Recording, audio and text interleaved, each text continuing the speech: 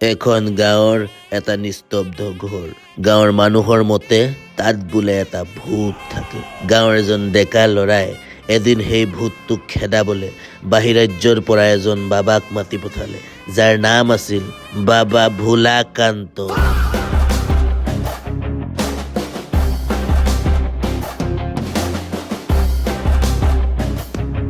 अबे ये मैं कहाँ आ गया बे असम तो इतना डेवलप कभी नहीं था আগৰ দিন নাই অ বাবা আজিকালি অসম ফুল ডেভেলপ মামাৰ দিন চলি আছে আহক বহকি भाई रुक जा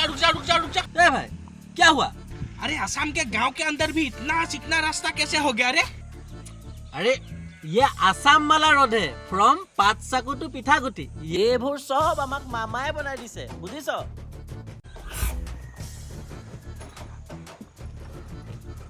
ए भैया एक बात तो बोलो ये असम में मामा कौन है अरे मामा आसाम का मेन मानो है तुम अभी नहीं समझोगे लाहे लाहे सब बुझी पाबो बोलो केতিয়া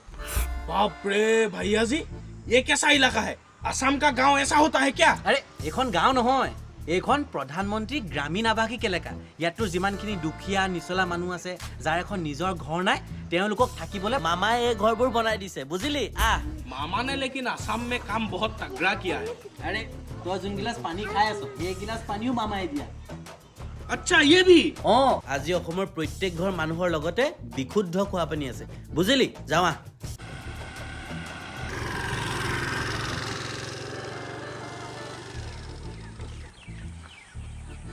ओ भैया असम की लड़कियां बहुत सुंदर होती है ना वो देखो ना दो लड़की गई है लाल स्कूटी में अरे धुनिया तो होबो न অসমীয়া ছোৱালী অৱশ্যে वो जो लाल स्कूटी है ना वो भी मामा ने ही दिया है क्या मामा ने स्कूटी भी दिया है অকল স্কুটিয়ে নহয় আৰু বহুত স্কিমো দিছে যেনে নিযুত মইনা আঁচনি মহিলাসকলৰ বাবে অৰুণোদয় আঁচনি मामा ने बहुत कुछ दिया है बाप रे लगता है मामा ने पूरा असम का हुलिया ही चेंज कर दिया कौन है तू मकसद क्या है तेरा মোৰ একো মকসদ নাই মোৰ ভাগ্যখন বেয়া সেইকাৰণে মই ভূত বনি গলো আৰু তই ইয়াৰ পৰা যাগে भाग्य असम में पैदा होकर कोई भूत बनता है क्या तुम लोगों के लिए मामा ने कितना कुछ किया है जीवन प्रेरणा आसनी लेके आया है बाबू आसनी दिया है आसनी तो छोड़ो तुम लोगों को प्रधानमंत्री आवास योजना के हेल्प से घर भी मिलेगा फिर भी तुम भूत बन गए কথাটো পিছে নোহোৱা নহয়